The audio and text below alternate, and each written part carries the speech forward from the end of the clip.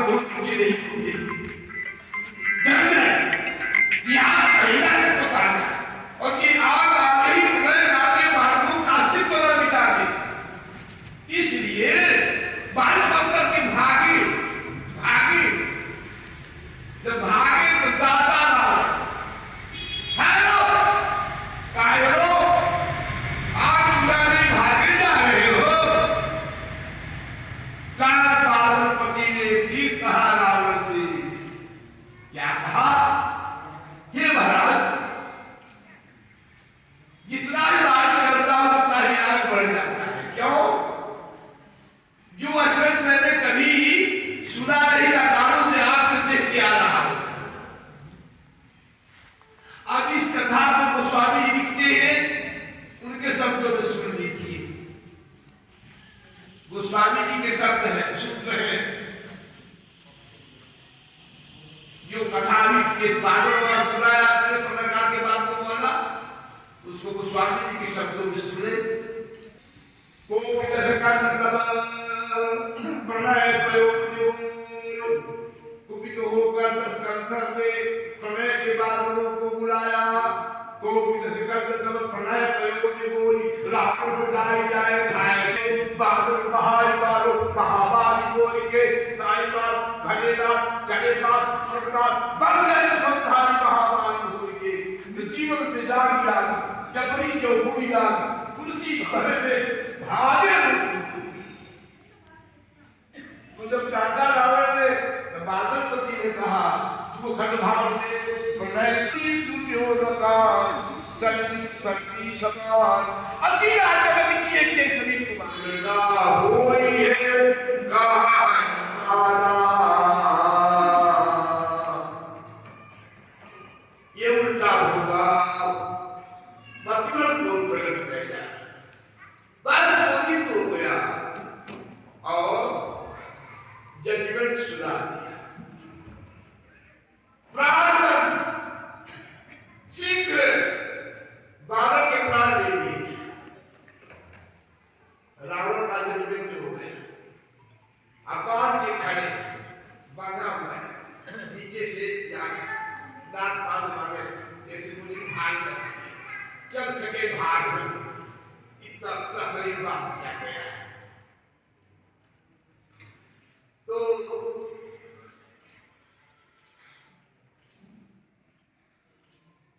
जल्लाद होते हैं, जल्लाद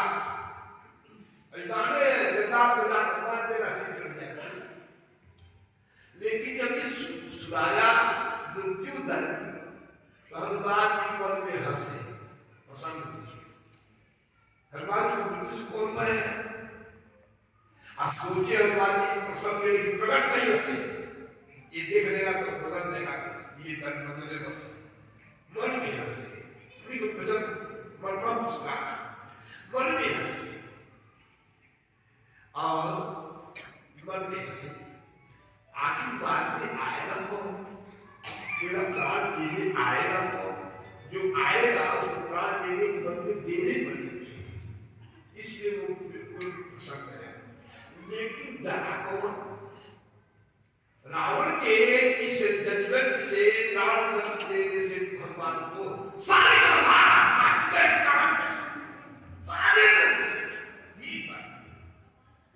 सब लोग सोचे बड़ा गड़बड़, लेकिन रावण का विरोध कोई कर नहीं सकता, रावण का बात कोई काट नहीं सकता, हिम्मत नहीं है। लेकिन सब डर गए। क्यों? महाराज को ऐसा जजमेंट नहीं देना चाहिए। क्यों? सब लोग अपने मन में सोचे, कोई किसी से बात नहीं कर रहा है, सब मित्र सोच रहे हैं मानव का प्राण लिया जाएगा तो अपना प्राण बचाने का कोशिश जरूर करेंगे। तो अपना प्राण जब बचाने का कोशिश करेगा तो मतलब छुड़ाएगा, अब छुड़ाएगा तो कोई युद्ध नहीं आएगा। इसलिए हम जाएंगे तो पहले हल्दी को मार दे, पुष्य को मार के मार दिया तो खत्म। इसलिए लिखा है वहां पर, रावण का जजमेंट सुनकर सुलभ विशाल क्योंकि इशारा में उठेगा गिरा मंदोदरी कहीं तो बुझा दो, आकर्षित लोग को सब मारूंगी। देखो अभी बुझाया देखिए कितना प्रतापी था वो, कितना शक्ति का प्रयोग किया। रावण सारे देवता रावण के आदेश में रहते थे, अधीन रहते थे। इतना ही नहीं, जल के देवता लोग भी, बादल भी आदेश में रहते थे। अब बादल ही नहीं, प्रलय काल के जो बादल होते हैं वो भी आदेश में रहते थे। इसलिए भयानक आग को बुझाने के लिए अपना पूरा पावर लगाया रावण ने, और आखिर भवहे देरी किया, कुपित हो गया, और प्रलय काल के बादलों को याद किया, जिनके बसने से संसार प्रलय हो जाता है। जो ही याद किया, जो ही प्रलय काल के बादल का जो स्वामी है देवता रूप में प्रकट हो गया। आज्ञा महाराज, रावण ने कहा घोर गर्जना करके लंका पर छा जाओ। बादल धाए, धाए सकते हैं, लड़ाई का मैदान नहीं जाएगी, धाए दौड़े, तो दरबार है, दरबार में धाए होने का दोनों तरफ से खतरा है। आज्ञा पालन नहीं होगा तो रावण वध कर देगा, आज्ञा पालन होगा तो बादल वध कर देगा, दोनों में खतरे हैं। तो आज्ञा पालन नहीं होता है तो गड़बड़ है। आज्ञा पालन हो रहा है ये जनाने के लिए अपना जो है तलवार खंजर खड़क सब लेके तैयार करना है, ताकि रावण सोचे कि देश पालन हो रहा है, अपना हत्याचार को पहुंचे। अभी तो भगवान को हो रहा है, तो भगवान ने बात सुन ली। उसी समय सचिवन से विभीषण आए, अपने मंत्रियों के साथ विभीषण का प्रवेश हो गया दरबार में। भगवान सुन लिए, सबका प्यार बचाने के लिए आ गए विभीषण। आते ही रावण को प्रणाम किया, विनय बहुता, और क्या बात है वो पूछा, तो बात बताया रावण ने। इस पति को प्राण कर दिया जा रहा है, क्या इसका उपद्रव किया है।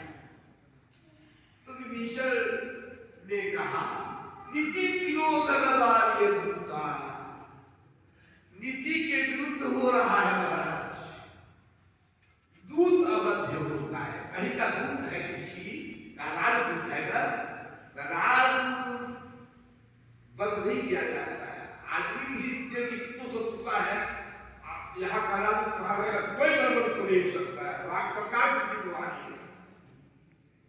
क्योंकि दूत अवध्य होता है, ये भी दूत है, ये अवध्य है। और विभीषण की नीति का आदर करता है रावण पहले से, जो नीति बताते हैं वही करता है। तो नीति की रोज में बात नहीं, तो रावण ने कहा कि बहुत गड़बड़ किया है, इसका अपराध क्षमा की योग्य नहीं है विभीषण, बहुत अपराध, बेटा को मार दिया, राष्ट्र को मार दिया। तो विभीषण ने कहा कितना अपराध किया है तो प्राण दंड नहीं दिया जाएगा, नीति के विरुद्ध है। यदि अपराध क्षमा के योग्य नहीं है तो आज दंड कछु करिए गोसाई, दूसरा दंड दे दिया जाए।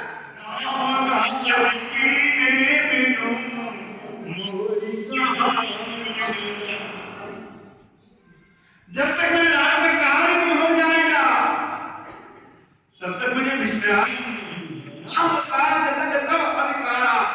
हनुमान तुम्हारा तो संसार में अवतरण ही प्रभु राम के कार्य को करने के लिए, और हनुमान तो भगवान राम के कार्य करने के लिए आतुर रहते हैं। भगवान राम के चरित्र को सुनने के लिए उनके मन में भाव बना रहता है। रामचरित सुनने को रसिया, राम लखन सीता मन बसिया, उनके जो मन में समाये हैं। आइए एक बार मेरे साथ बोलो, राम राम बस राम राम, राम राम बस राम राम, राम बस राम, आगे आगे राम तेरे पीछे पीछे राम, आगे आगे राम तेरे पीछे पीछे राम, वीर हनुमान तेरे सीने में समाए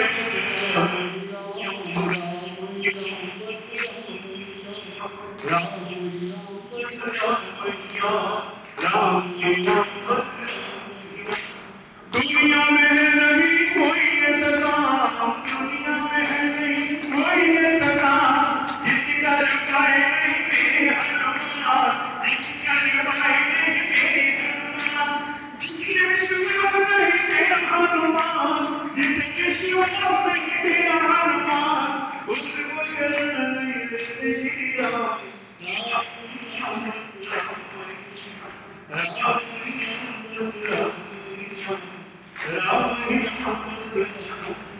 हनुमान का जीवन ही राम है। गोस्वामी जी के भाई लिखा सुमिर पवन सुत पावना अंगली बस आपने सुना श्री रामचरित्र मानस में एक शब्द आया है,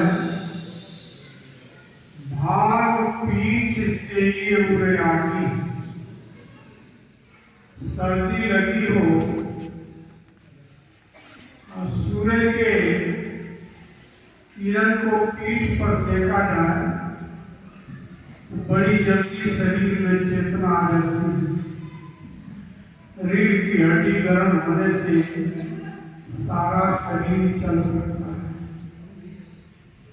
भाग पीठ से ये उड़ागी, और आग सेकना हो तो आगे रख के हृदय के सामने। पहाड़ों में देखते हैं आप, वो कमल के धूल पहले होते उसके अंदर आग जला के अंगीठी सीने के पास रखते हैं शरीर की सुरक्षा के लिए। और आगे क्या कहा, भाग पीठ से ये उड़ागी, स्वामी सर्व भाव छल त्याग। स्वामी की सेवा जिस तरह हनुमान जी ने किया, हमारे गुरुओं ने भी यही कहा है, कलयुग में विशेष करके सेवा और सुमिरन की बड़ाई की। तो हनुमान जी वही करके पूरा करते कि स्वामी की सेवा हर तरह से जिस तरह हो जाए। स्वामी सर्व भाव छल त्यागी, छल कपट छोड़ करके स्वामी की सेवा करना, क्योंकि परमात्मा को जानना बड़ा मुश्किल है, लेकिन सो जाने के देव जनानी। जिसको स्वयं परमात्मा जना देता है, बता देता है, वो जान जाता है। इसलिए ये हनुमान जी की कथा जमुनादास जी महाराज राम का और हनुमान का प्यार, प्रेम भाव, यही स्वामी के साथ सेवक का कैसा भाव होना चाहिए। आज हमारे बीच में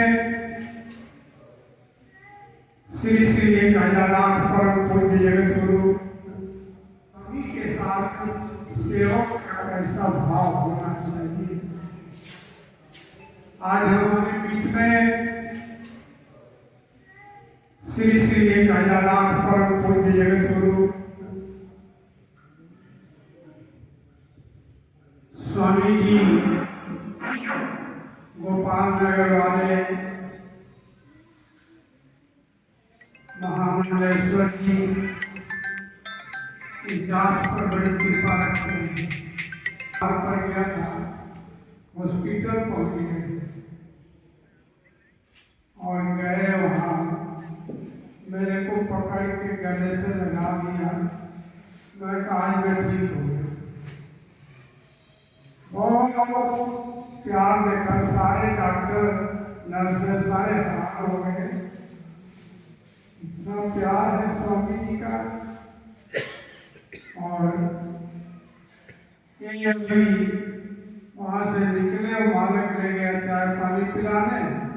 तब तक एक बेटिया आ गई महाराज जी के शिष्य, बहुत कुछ बता के गई मेरे को, महाराज जी ऐसे खाना कोई जरूरत पड़े तो मेरे को फोन कर देना, मैं बता दूंगी ऐसे ऐसे भोजन करना और वहां जाकर आप बिल्कुल ठीक हो जाओगे।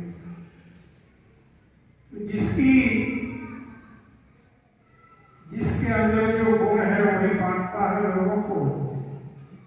तो स्वामी जी और महापुरुषों का तो स्वभाव है छोटों का बड़ा करना, कुदरती अपना ही स्वरूप दे देते, अपना स्वरूप दे देते। बड़े महाराज जी की चौवर्षी था दानापुरी में, पूरे भारत के उदासीन संत आए हुए थे, बड़े बड़े मट्ठा वाले, बड़े बड़े विशाल। महाराज जी की महानता देखा मैं उस समय, मेरे को आखिरी में टाइम दे दिया, मेरे को दे दिया बोलने को। लो जी मैं तो गदगद हो गया, मैंने कहा अध्यक्षीय भाषण मेरा। और ऐसे गुरु महाराज की कृपा हुई कि महाराज जी स्वयं मेरे से बुलवा रहे थे, संतों की महिमा सुनाया।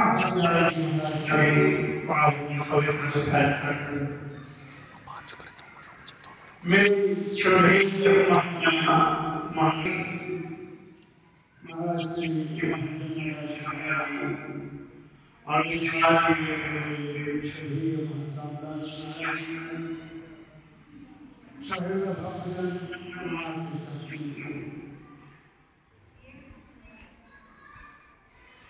और अभियान शुरू रही है।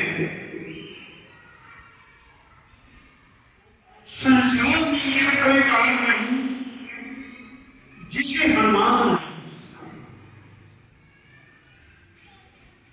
महाराज जी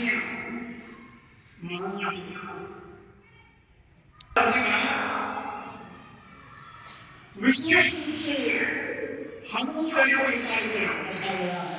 महाराज जी महाराज जी हनुमान के जीवन चरित्र, हनुमान के जीवन में बड़ा अद्भुत है।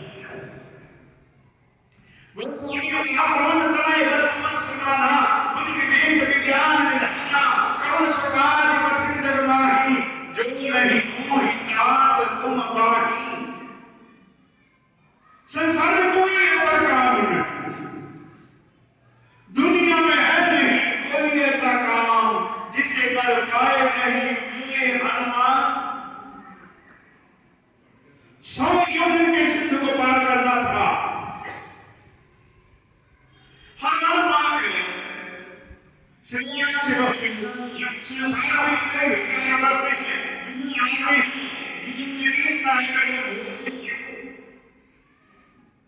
एक विघ्न बाधा के भय से आरंभ नहीं करते, दूसरे विघ्न जो आरंभ करते हैं परंतु कोई विघ्न बाधा आ जाने से काम को बीच में छोड़ देते हैं, और तीसरी वे लोग होते हैं बिना किसी बाधा के प्रकार किए कैसी भी बाधा आती जाए बाधाओं को पार करते हुए अपने कार्य को संपन्न करते हैं। हनुमान जब चले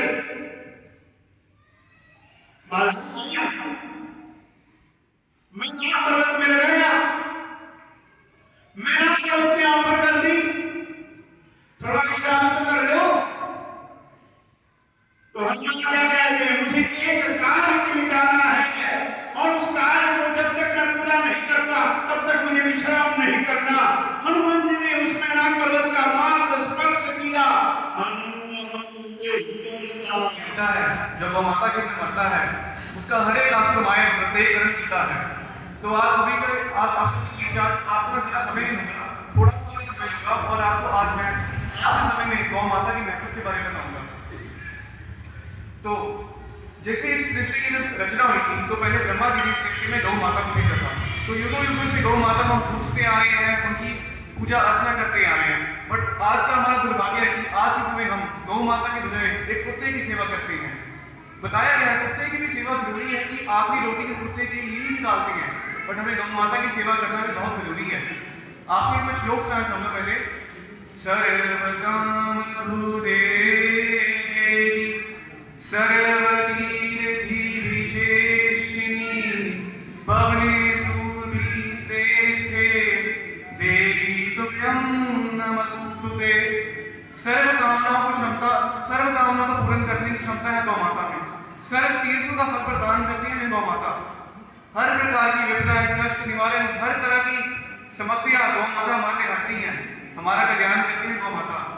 लक्ष्मीर्यालोकपालन धेनुरूपेण संस्थिता घृतं वहति यज्ञार्थे मामापं वयापवतु।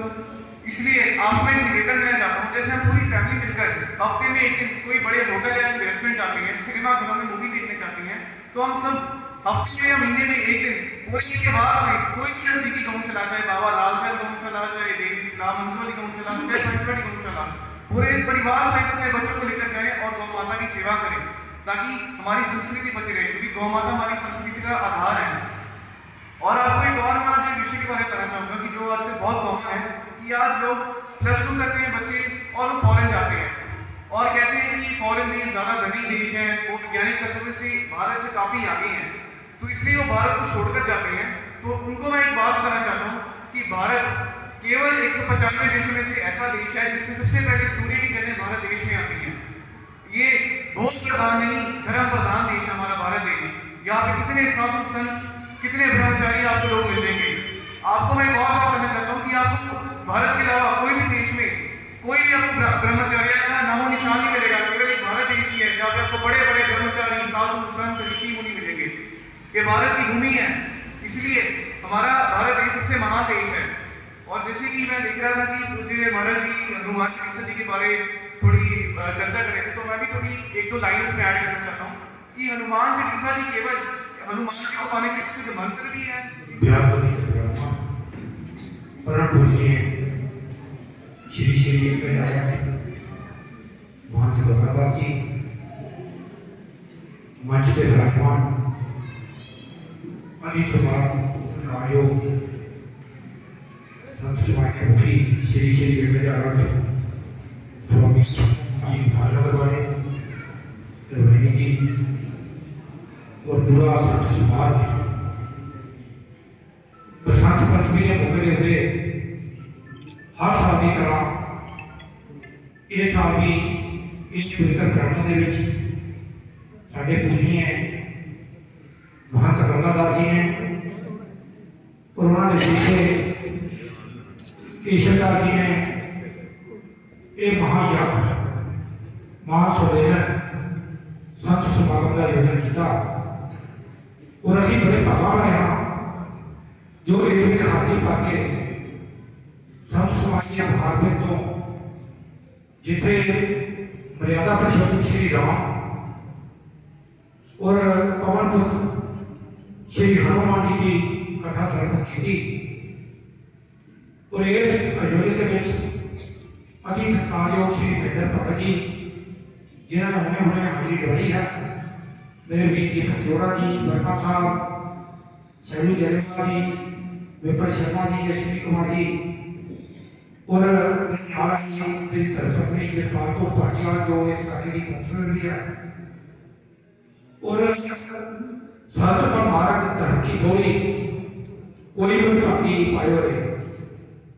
ये संत समागम ये संतां के दर्शन उसमें ही होते हैं जिहदा जीवन और जिहदा भाग जिहदे भाग होते हैं। श्री श्री परम पूजनीय स्वामी महंत गंगादास जी और मंच के ऊपर विराजमान परम श्रद्धेय स्वामी गोपालानंद सिद्धनाथ जी और स्वामी साधु समाज और सामने बैठे सत्कारयोग नेताओं बहनों, पूर्व श्री डिप्टी मेयर अमरजीत सिंह पाटिया जी, अरोड़ा जी, जोड़ा जी, लक्की जी, बड़ा अच्छा लगा जो भी कोई इंसान किसी धार्मिक स्थान पर जाके रावचित मानस होवे ਜਾਂ ਰਾਮਾਇਣ ਦੇ ਬਾਰੇ ਜੋ ਸੁਣਦਾ ਹੈ ਆਦਮੀ ਦੇ ਜੀਵਨ ਦੇ ਵਿੱਚ ਜਿਵੇਂ ਇੱਕ ਨਵੀਂ ਊਰਜਾ ਪੈਦਾ ਹੁੰਦੀ ਹੈ। ਆਦਮੀ ਆਪਣੇ ਆਪ ਨੂੰ ਜੋ ਜ਼ਿੰਦਗੀ ਦਾ ਅਸਲੀ ਮਕਸਦ ਹੈ ਮਹਿਸੂਸ ਕਰਦਾ ਕਿ ਅੱਜ ਮੇਰਾ ਜ਼ਿੰਦਗੀ ਦਾ ਅਸਲੀ ਮਕਸਦ ਜੋ ਹੈ ਉਹਦੇ ਵਿੱਚ ਕੁਝ ਵਾਧਾ ਹੋਇਆ ਹੈ। ਸੋ संत पंचमी के ऊपर जो हर साल की तरह स्वामी जी ने एक कीर्तन लगातार 22 से लेकर 26 तक चलना है।